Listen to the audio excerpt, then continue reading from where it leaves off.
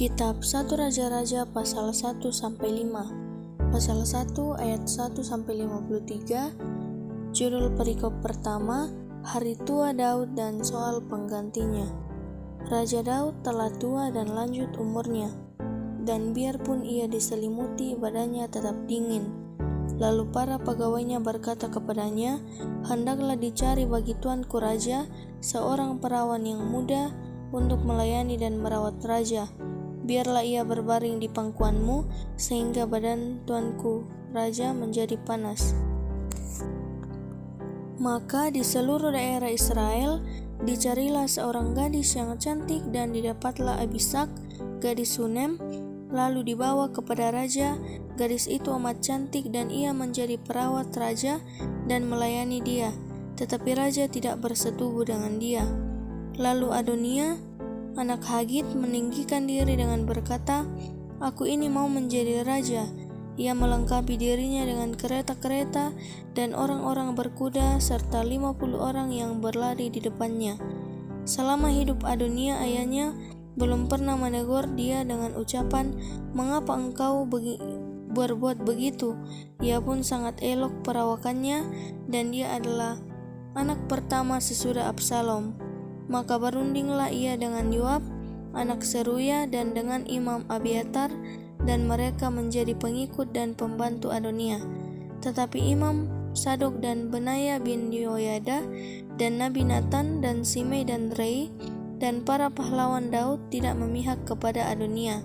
Sesudah itu Adonia mempersembahkan domba, lembu, dan ternak gemukan sebagai korban dekat batu Sohelet yang ada di samping En-Rogel. Lalu mengundang semua saudaranya, anak-anak raja, dan semua orang Yehuda, pegawai-pegawai raja. Tetapi Nabi Nathan dan Benaya dan para pahlawan dan Salomo, adiknya, tidak diundangnya. Lalu berkatalah Nathan kepada Batsheba, ibu Salomo, "Tidakkah engkau mendengar bahwa Adonia anak Hagit telah menjadi raja, sedang tuan kita Daud tidak mengetahuinya? Karena itu, baiklah kuberi nasihat kepadamu, supaya engkau dapat menyelamatkan nyawamu dan nyawa anakmu Salomo. Pergilah masuk menghadap Raja Daud dan katakan kepadanya, bukankah tuanku sendiri, ya rajaku, telah bersumpah kepada hambamu ini, anakmu Salomo akan menjadi raja sesudah aku, dan dialah yang akan duduk di atas tahtaku. Mengapakah sekarang Adonia menjadi raja? Dan selagi engkau berbicara di sana dengan raja, aku pun akan masuk pula dan menyokong perkataanmu itu." Jadi masuklah Batsheba menghadap raja ke dalam kamarnya. Waktu itu raja sudah sangat tua, dan Abisak, gadis Sunem itu, melayani raja. Lalu Batsheba berlutut dan sujud menyembah kepada raja. Raja bertanya, "Ada yang kau ingini?"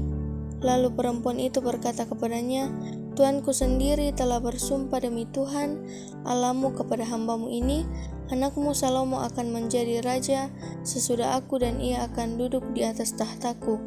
Tetapi sekarang lihatlah, Adonia telah menjadi raja, sedang tuanku raja sendiri tidak mengetahuinya.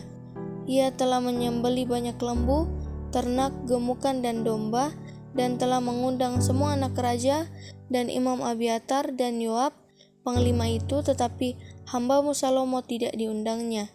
Dan kepadamu lah, ya tuanku raja, tertuju mata seluruh orang Israel, supaya engkau memberitahukan kepada mereka siapa yang akan duduk di atas tahta tuanku raja sesudah tuanku. Nanti aku ini dan anakku Salomo dituduh bersalah, segera sesudah tuanku raja mendapat perhentian bersama-sama dengan nenek moyangnya." Selagi Batsheba berbicara dengan raja, datanglah Nabi Nathan. Diberitahukan kepada raja itu ada Nabi Nathan. Masuklah ia menghadap raja, lalu sujud menyembah kepada raja dengan mukanya sampai ke tanah. Nathan berkata, "Ya tuanku raja, tuanku sendirilah rupa-rupanya yang telah berkata, Adonia akan menjadi raja sesudah aku, dan ia akan duduk di atas tahtaku. Sebab pada hari ini ia telah menyembelih banyak lembu, ternak, gemukan, dan domba. Ia mengundang semua anak raja, para panglima, dan Imam Abiatar, dan sesungguhnya Mereka sedang makan minum di depannya sambil berseru, "Hidup Raja Adonia." Tetapi hambamu ini dan Imam Sadok dan Benaya bin Yoyada dan hambamu Salomo tidak diundangnya. Jika hal ini terjadi dari pihak tuanku raja, maka engkau tidak memberitahu hamba-hambamu ini siapa yang akan duduk di atas tahta tuanku raja sesudah tuanku. Judul perikop kedua, Salomo diurapi menjadi raja. Lalu Raja Daud menjawab katanya, "Panggillah Batsyeba perempuan itu masuk menghadap raja dan berdiri di depannya." Lalu raja bersumpah dan berkata, "Demi Tuhan yang hidup yang telah membebaskan nyawaku dari segala kesesakan, pada hari ini aku akan melaksanakan apa yang kujanjikan kepadamu. Demi Tuhan Allah Israel, dengan sumpah ini anakmu Salomo akan menjadi raja sesudah aku, dan dialah yang akan duduk di atas tahtaku menggantikan aku." Lalu Batsyeba berlutut dengan mukanya sampai ke tanah. Ia sujud menyembah kepada raja dan berkata, "Hidup tuanku Raja Daud untuk selama-lamanya." Lagi kata Raja Daud, "Panggillah Imam Sadok, Nabi Nathan, dan Benaya bin Yoyada." Mereka masuk menghadap raja, dan raja berkata kepada mereka, "Bawalah para pegawai tuanmu ini, naikkan anakku Salomo ke atas bagal betina kendaraanku sendiri dan bawa dia ke Gihon. Imam Sadok dan Nabi Nathan harus mengurapi dia di sana menjadi raja atas Israel. Kemudian kamu meniup sangkakala dan berseru, 'Hidup Raja Salomo.' Sesudah itu kamu berjalan pulang dengan menggiring dia, lalu ia akan masuk dan duduk di atas tahtaku, sebab dialah yang harus naik tahta menggantikan aku, dan dialah yang kutunjuk menjadi raja atas Israel dan Yehuda." Lalu Benaya bin Yoyada menjawab raja, "Amin. Demikianlah kiranya firman Tuhan Allah Tuanku Raja. Seperti Tuhan menyertai Tuanku Raja, demikianlah kiranya ia menyertai Salomo. Semoga ia membuat tahta Salomo lebih agung dari tahta tuanku Raja Daud." Lalu pergilah Imam Sadok, Nabi Nathan, dan Benaya bin Yoyada dengan orang Kreti dan orang Pleti. Mereka menaikkan Salomo ke atas bagal betina Raja Daud dan membawanya ke Gihon. Imam Sadok telah membawa tabung tanduk berisi minyak dari dalam kemah, lalu diurapinya Salomo. Kemudian sangkakala ditiup dan seluruh rakyat berseru, "Hidup Raja Salomo." Sesudah itu seluruh rakyat berjalan di belakangnya sambil membunyikan suling dan sambil bersukaria ramai-ramai sampai seakan-akan bumi terbelah oleh suara mereka. Hal itu kedengaran kepada Adonia dan kepada semua undangan yang bersama-sama dengan dia. Ketika mereka baru habis makan, ketika Yoab mendengar bunyi sangkakala itu, ia berkata, "Apakah sebabnya kota begitu ribut?"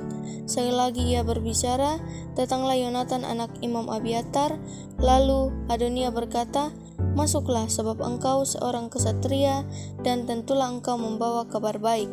Tetapi Yonatan menjawab Adonia, "Tidak, Tuan kita Raja Daud telah mengangkat Salomo menjadi raja. Raja telah menyuruh supaya Imam Sadok dan Nabi Nathan dan Benaya bin Yoyada dengan orang Kreti dan orang Pleti menyertai Salomo, dan mereka menaikkan dia ke atas bagal betina raja. Imam Sadok dan Nabi Nathan mengurapi dia di Gihon menjadi raja, dan dari sana mereka sudah pulang dengan bersukaria sehingga kota menjadi ribut. Itulah bunyi yang kamu dengar tadi. Salomo sekarang duduk di atas tahta kerajaan. Juga pegawai-pegawai raja telah datang mengucap selamat kepada Tuhan kita Raja Daud dengan berkata, "Kiranya Allahmu membuat nama Salomo lebih masyhur daripada namamu, dan tahtanya lebih agung daripada tahtamu." Dan raja pun telah sujud menyembah di atas tempat tidurnya, dan beginilah katanya, "Terpujilah Tuhan Allah Israel, yang pada hari ini telah memberi seorang duduk di atas tahtaku yang aku sendiri masih boleh saksikan." Maka semua undangan Adonia itu terkejut, lalu bangkit dan masing-masing pergi menurut jalannya. Takutlah Adonia kepada Salomo, sebab itu ia segera pergi memegang tanduk-tanduk mezbah.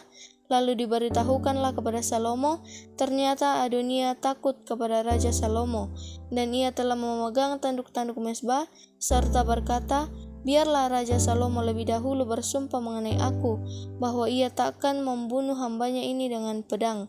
Lalu kata Salomo, jika ia berlaku sebagai kesatria, maka sehelai rambut pun dari kepalanya tidak akan jatuh ke bumi. Tetapi jika ternyata ia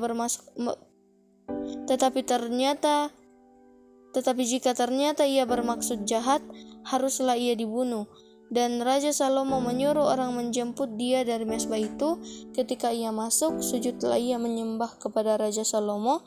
Lalu Salomo berkata kepadanya, pergilah ke rumahmu. Pasal 2 ayat 1-46. Judul perikop yang pertama, pesan Daud yang terakhir sebelum meninggal. Ketika saat kematian Daud mendekat, ia berpesan kepada Salomo anaknya, aku ini akan menempuh jalan segala yang fana, maka kuatkanlah hatimu dan berlakulah seperti laki-laki. Lakukanlah kewajibanmu dengan setia terhadap Tuhan Allahmu, dengan hidup menurut jalan yang ditunjukkannya, dan dengan tetap mengikuti segala ketetapan, perintah, peraturan, dan ketentuannya, seperti yang tertulis dalam hukum Musa, supaya engkau beruntung dalam segala yang kau lakukan dan dalam segala yang kau tuju.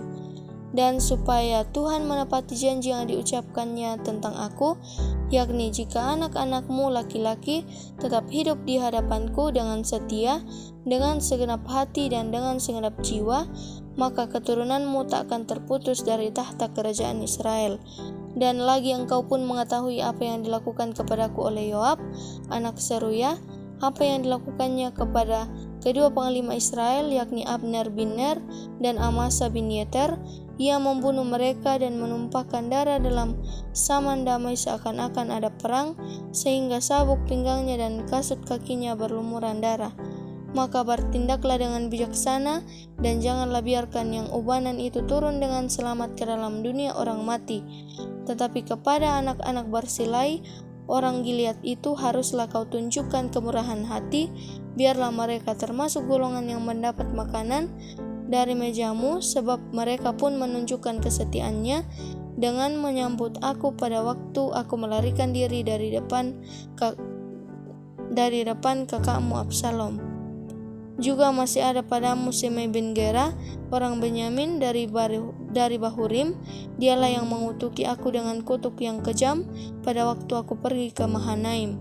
Tetapi kemudian ia datang menyongsong aku di sungai Yordan, dan aku telah bersumpah kepadanya, demi Tuhan, tak akan kubunuh engkau dengan pedang. Sekarang janganlah bebaskan dia dari hukuman, sebab engkau seorang yang bijaksana dan tahu apa yang harus kau lakukan kepadanya untuk membuat yang ubanan itu turun dengan berdarah ke dalam dunia orang mati. Kemudian Daud mendapat perhentian bersama-sama nenek moyangnya, dan ia dikuburkan di kota Daud. Dan Daud memerintah orang Israel selama 40 tahun di Hebron. Ia memerintah 7 tahun, dan di Yerusalem ia memerintah 33 tahun. Salomo duduk di atas tahta Daud ayahnya, dan kerajaannya sangat kokoh. Judul perikop yang kedua, tindakan-tindakan Salomo untuk mengokohkan tahtanya. Pada suatu hari Adonia anak Hagit masuk menghadap Batsheba, ibu Salomo. Lalu perempuan itu berkata, apakah engkau datang dengan maksud damai? Jawabnya, ya, damai. Kemudian katanya, ada sesuatu yang hendak kukatakan kepadamu. Jawab perempuan itu, katakanlah.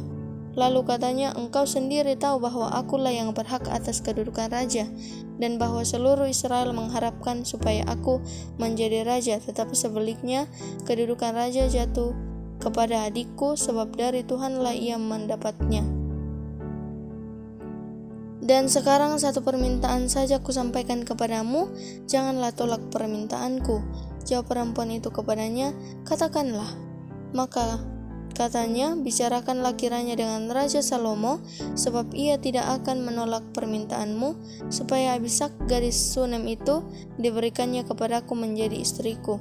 Jawab Batsheba, baik, aku akan membicarakan hal itu untuk engkau dengan raja. Batsheba masuk menghadap raja, Salomo untuk membicarakan hal itu untuk Adonia. Lalu bangkitlah raja mendapatkannya serta tunduk menyembah kepadanya. Kemudian duduklah ia di atas tahtanya dan ia menyuruh meletakkan kursi untuk bunda raja. Lalu perempuan itu duduk di sebelah kanannya. Berkatalah perempuan itu, suatu permintaan kecil saja yang kusampaikan kepadamu, janganlah tolak permintaanku. Jawab raja kepadanya, mintalah ya ibu, sebab aku tidak akan menolak permintaanmu. Kata perempuan itu, biarlah Abisak, gadis Sunem itu diberikan kepada kakakmu Adonia menjadi istrinya. Tetapi Raja Salomo menjawab ibunya, mengapa engkau meminta hanya Abisak, gadis Sunem itu untuk Adonia? Minta jugalah untuknya kedudukan raja. Bukankah dia saudaraku yang lebih tua dan di pihaknya ada Imam Abiatar dan Yoab, anak Seruya. Lalu bersumpahlah Raja Salomo demi Tuhan, beginilah kiranya Allah menghukum aku bahkan lebih daripada itu, jika Adonia tidak membayarkan nyawanya dengan permintaan ini. Oleh sebab itu, demi Tuhan yang hidup, yang menegakkan aku dan mendudukkan aku di atas tahta Daud ayahku, dan yang membuat bagiku suatu keluarga seperti yang dijanjikannya, pada hari ini juga Adonia harus dibunuh. Lalu Raja Salomo menyerahkan hal itu kepada Benaya bin Yoyada. Orang ini memancung dia sehingga mati. Dan kepada Imam Abiatar raja berkata, pergilah ke Anatot, ke tanah milikmu, sebab engkau patut dihukum mati, tetapi pada hari ini aku tidak akan membunuh engkau, oleh karena engkau telah mengangkat tabut Tuhan Allah di depan Daud, ayahku, dan oleh karena engkau telah turut menderita dalam segala sengsara yang diderita ayahku. Lalu Salomo memecat Abiatar dari jabatannya sebagai imam Tuhan. Dengan demikian Salomo memenuhi firman Tuhan yang telah dikatakannya di Silo mengenai keluarga Eli. Ketika kabar itu sampai kepada Yoab, memang Yoab telah memihak kepada Adonia, sekalipun ia tidak memihak kepada Absalom, maka larilah Yoab ke kemah Tuhan lalu memegang tanduk-tanduk mezbah. Kemudian diberitahukanlah kepada Salomo bahwa Yoab sudah lari ke kemah Tuhan dan telah ada di samping mezbah. Lalu Salomo menyuruh Benaya bin Yoyada, pergilah pancung dia. Benaya masuk ke dalam kemah Tuhan serta berkata kepadanya, beginilah kata raja, keluarlah. Jawabnya, tidak, sebab disinilah aku mau mati. Lalu Benaya menyampaikan jawab itu kepada raja, katanya, beginilah kata Yoab dan beginilah jawabnya kepadaku. Kata raja kepadanya, perbuatlah seperti yang dikatakannya, pancunglah dia dan kuburkanlah dia. Dengan demikian engkau menjauhkan daripadaku dan daripada kaumku noda darah yang ditumpahkan Yoab dengan tidak beralasan. Dan Tuhan akan menanggungkan darahnya kepadanya sendiri, karena ia telah membunuh dua orang yang lebih benar dan lebih baik daripadanya. Ia membunuh mereka dengan pedang dengan tidak diketahui ayahku Daud, yaitu Abner bin Ner, panglima Israel, dan Amasa bin Yetar, panglima Yehuda. Demikianlah darah mereka akan ditanggungkan kepada Yoab dan keturunannya untuk selama-lamanya, tetapi Daud dan keturunannya dan keluarganya dan tahtanya akan mendapat selamat daripada Tuhan sampai selama-lamanya. Maka berangkatlah Benaya bin Yoyada lalu memancung dan membunuh Yoab. Kemudian dia dikuburkan di rumahnya sendiri di padang gurun. Raja mengangkat Benaya bin Yoyada menggantikan Yoab menjadi kepala tentara, dan raja mengangkat Imam Sadok menggantikan Abiatar. Kemudian raja menyuruh memanggil Simei dan berkata kepadanya, dirikanlah bagimu sebuah rumah di Yerusalem, diamlah di sana dan janganlah keluar dari sana kemana-mana pun. Sebab ketahuilah sungguh-sungguh bahwa pada waktu engkau keluar dan menyeberangi sungai Kidron, pastilah engkau mati dibunuh dan darahmu akan ditanggungkan kepadamu sendiri. Lalu berkatalah Simei kepada raja, baiklah demikian, seperti yang tuanku raja katakan, demikianlah akan dilakukan hambamu ini. Lalu Simei diam di Yerusalem beberapa waktu lamanya. Dan sesudah lewat 3 tahun, terjadilah bahwa 2 orang hamba Simei lari kepada Akis bin Mahka, Raja Gad, lalu diberitahukan kepada Simei, ketahuilah kedua orang hambamu ada di Gad. Maka berkemaslah Simei di pelanainya, keledainya, dan pergilah ia ke Gad kepada Akis untuk mencari hambanya itu. Lalu Simei pulang dan membawa mereka dari Gad. ketika diberitahukan kepada Salomo bahwa tadinya Simei pergi ke Yerusalem ke Gad dan sekarang sudah pulang, maka raja menyuruh memanggil Simei dan berkata kepadanya, "Bukankah aku telah menyuruh engkau bersumpah demi Tuhan dan telah memperingatkan engkau? Begini, ketahuilah sungguh-sungguh bahwa pada waktu engkau keluar dari dan pergi kemana-mana pun, pastilah engkau mati, dibunuh." Dan engkau telah menjawab, "Baiklah, demikian aku akan mentaatinya." Mengapa engkau tidak menepati sumpah demi Tuhan itu dan juga perintah yang kuperintahkan kepadamu? Kemudian kata raja kepada Simei, "Engkau sendiri tahu dalam hatimu segala kejahatan yang kau perbuat kepada Daud ayahku, maka Tuhan telah menanggungkan kejahatanmu itu kepadamu sendiri. Tetapi diberkatilah kiranya Raja Salomo dan kokohlah tahta Daud di hadapan Tuhan sampai selama-lamanya." Raja memberi perintah kepada Benaya bin Yoyada, lalu keluarlah Benaya, dipancungnya Simei sehingga mati. Demikianlah kerajaan itu kokoh di tangan Salomo. Pasal 3 ayat 1-28. Judul perikop pertama, doa Salomo memohon hikmat. Lalu Salomo menjadi menantu Firaun raja Mesir. Ia mengambil anak Firaun dan membawanya ke kota Daud, sampai ia selesai mendirikan istananya dan rumah Tuhan dan tembok sekeliling Yerusalem. Hanya bangsa itu masih mempersembahkan korban di bukit-bukit pengorbanan, sebab belum ada didirikan rumah untuk nama Tuhan sampai pada waktu itu. Dan Salomo menunjukkan kasihnya kepada Tuhan dengan hidup menurut ketetapan Daud ayahnya. Hanya ia masih mempersembahkan korban sembelihan dan ukupan di bukit-bukit pengorbanan. Pada suatu hari, raja pergi ke Gibeon untuk mempersembahkan korban, sebab disitulah bukit pengorbanan yang paling besar. 1,000 korban bakaran dipersembahkan Salomo di atas mezbah itu di Gibeon. Itu Tuhan menampakkan diri kepada Salomo dalam mimpi pada waktu malam. Berfirmanlah Allah, "Mintalah apa yang hendak kuberikan kepadamu." Lalu Salomo berkata, "Engkaulah yang telah menunjukkan kasih setiamu yang besar kepada hambamu Daud ayahku, sebab ia hidup di hadapanmu dengan setia, benar dan jujur terhadap engkau, dan engkau telah menjamin kepadanya kasih setia yang besar itu dengan memberikan kepadanya seorang anak yang duduk di tahtanya seperti pada hari ini. Maka sekarang ya Tuhan Allahku, engkaulah yang mengangkat hambamu ini menjadi raja menggantikan Daud ayahku, sekalipun aku masih sangat muda dan belum berpengalaman. Demikianlah hambamu ini berada di tengah-tengah umatmu yang kau pilih, suatu umat yang besar, yang tidak terhitung dan tidak terkira banyaknya. Maka berikanlah kepada hambamu ini hati yang faham menimbang perkara untuk menghakimi umatmu, dengan dapat membedakan antara yang baik dan yang jahat. Sebab siapakah yang sanggup menghakimi umatmu yang sangat besar ini? Lalu adalah baik di mata Tuhan bahwa Salomo meminta hal yang demikian.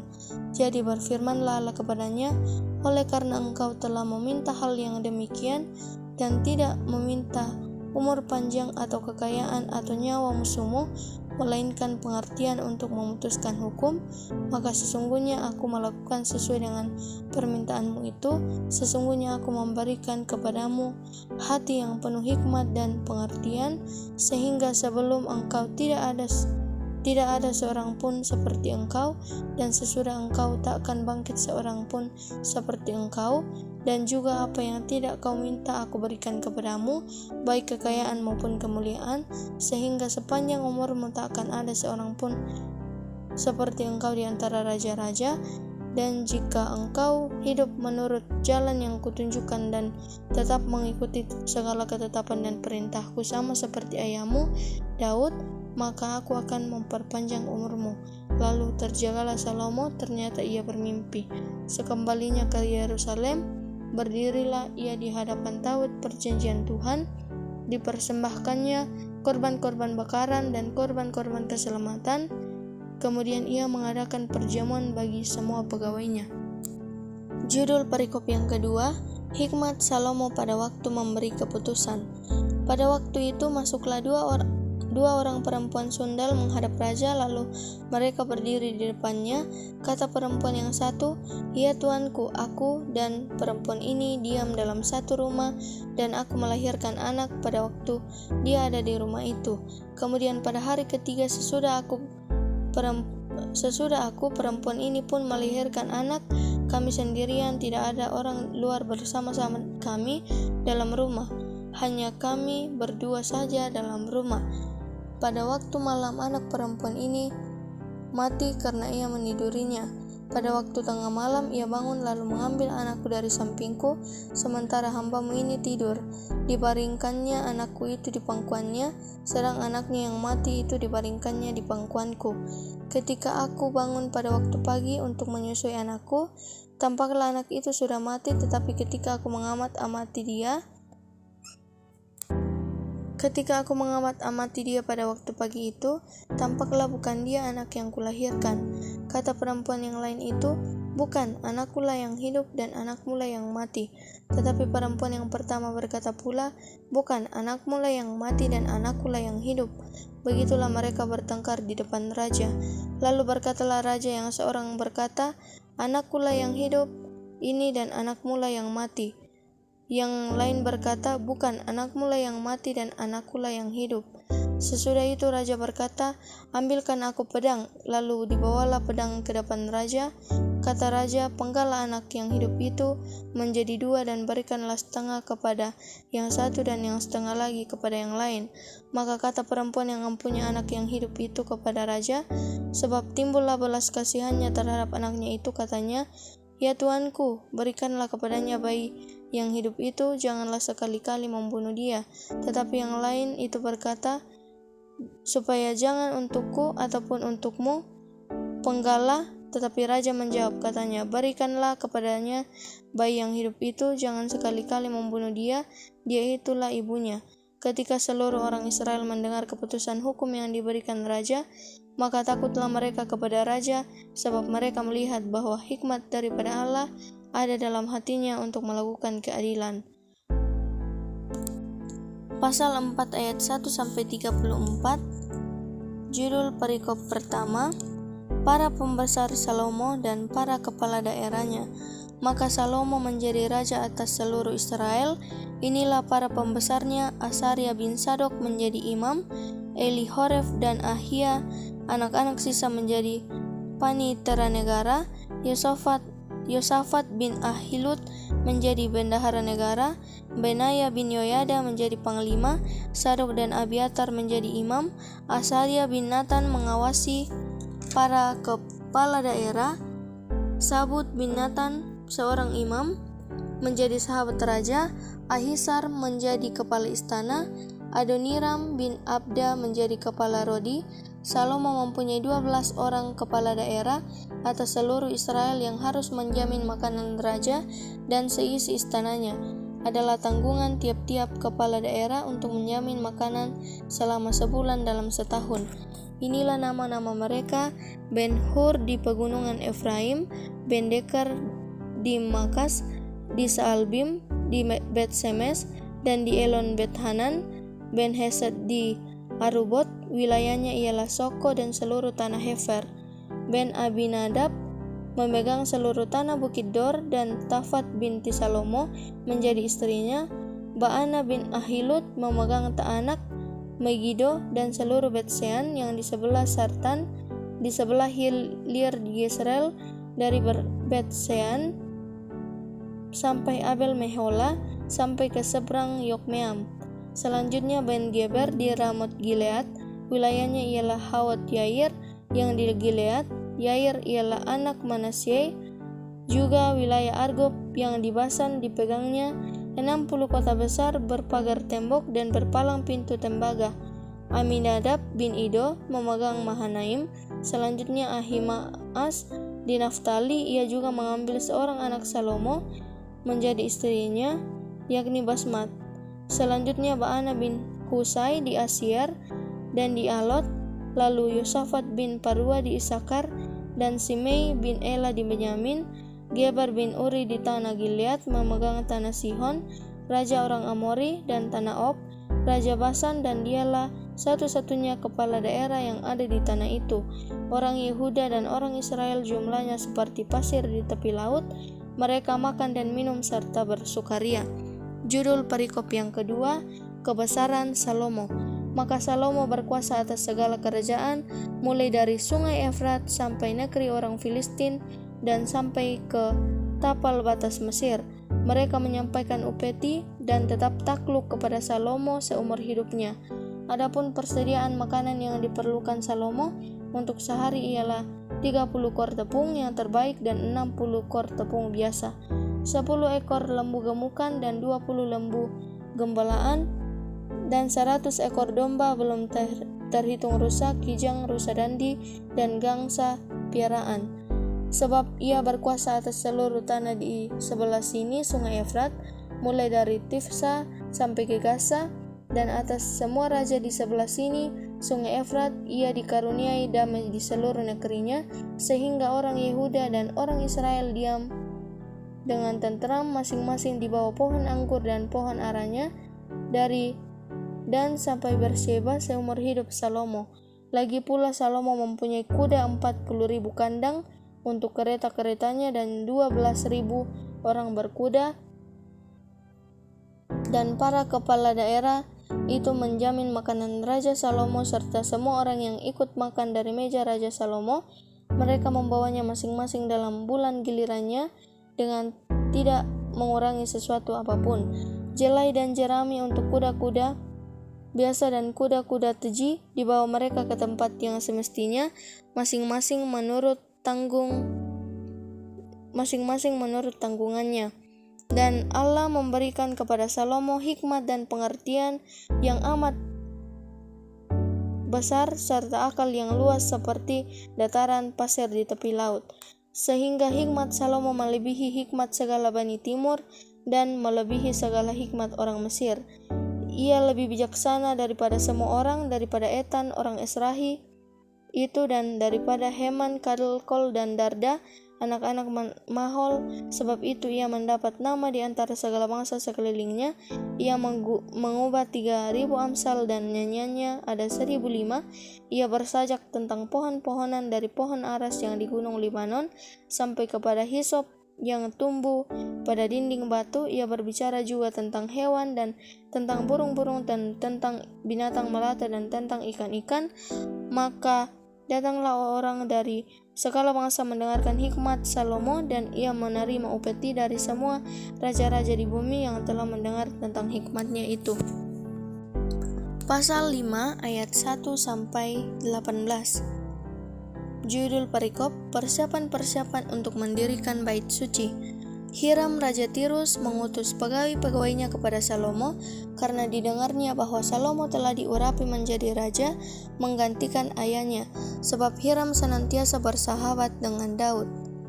Lalu Salomo mengutus orang kepada Hiram dengan pesan, "Engkau tahu bahwa Daud ayahku tidak dapat mendirikan sebuah rumah bagi nama Tuhan Allahnya, oleh karena musuh-musuhnya memerangi dia dari segala jurusan, sampai Tuhan menyerahkan mereka ke bawah telapak kakinya. Tetapi sekarang Tuhan Allahku telah mengaruniakan keamanan kepadaku di mana-mana, tidak ada lagi lawan dan tidak ada lagi malapetaka menimpa. Dan ketahuilah, aku berpikir-pikir hendak mendirikan sebuah rumah bagi nama Tuhan Allahku, seperti yang dijanjikan Tuhan kepada Daud ayahku. Demikian anakmu yang hendak ku dudukkan nanti di atas tahtamu menggantikan engkau, dialah yang akan mendirikan rumah itu bagi namaku. Oleh sebab itu perintahkanlah orang menebang bagiku pohon-pohon aras dari gunung Libanon, dan biarlah hamba-hambaku membantu hamba-hambamu, dan upah hamba-hambamu akan kubayar kepadamu seberapa juga kau minta, sebab engkau tahu bahwa di antara kami tidak ada seorang pun yang pandai menebang pohon sama seperti orang Sidon." Maka segera sesudah Hiram mendengar pesan dari Salomo itu, ia sangat bersuka cita serta berkata, "Terpujilah Tuhan pada hari ini karena ia telah memberikan kepada Daud seorang anak yang bijaksana untuk mengepalai bangsa yang besar ini." Lalu Hiram mengutus orang kepada Salomo mengatakan, "Aku telah mendengar pesan yang kau suruh sampaikan kepadaku tentang kayu aras dan kayu sanobar. Aku akan melakukan segala yang kau kehendaki." Hamba-hambaku akan membawanya turun dari gunung Libanon ke laut, dan aku akan mengikatnya menjadi rakit-rakit di laut untuk dibawa sampai ke tempat yang akan kau tunjukkan kepadaku. Kemudian akan kusuruh bongkar semuanya di sana, sehingga engkau dapat mengangkutnya. Sementara itu engkau hendaknya menyediakan makanan bagi seisi istanaku seberapa yang kukehendaki. Demikianlah Hiram memberikan kayu aras dan kayu sanobar kepada Salomo seberapa yang dikehendakinya. Lalu Salomo memberikan kepada Hiram 20.000 kor gandum, bahan makanan bagi seisi istananya, dan 20 kor minyak tumbuk. Demikianlah diberikan Salomo kepada Hiram tahun demi tahun. Dan Tuhan memberikan hikmat kepada Salomo seperti yang dijanjikannya kepadanya, maka damai pun ada antara Hiram dan Salomo. Lalu mereka berdua mengadakan perjanjian. Raja Salomo mengarahkan orang Rodi dari antara seluruh Israel, maka orang Rodi itu ada 30.000 orang. Ia menyuruh mereka ke gunung Libanon, 10.000 orang dalam sebulan berganti-ganti. Selama sebulan mereka ada di Libanon, selama 2 bulan di rumah Adoniram menjadi kepala Rodi.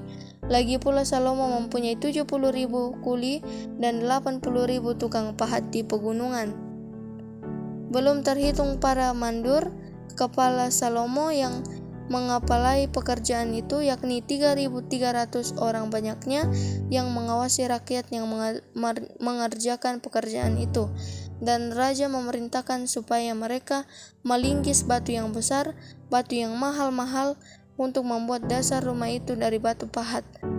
Maka tukang-tukang Salomo dan tukang-tukang Hiram serta orang-orang Gebal memahat dan menyediakan kayu dan batu untuk mendirikan rumah itu. Amin, firman Tuhan.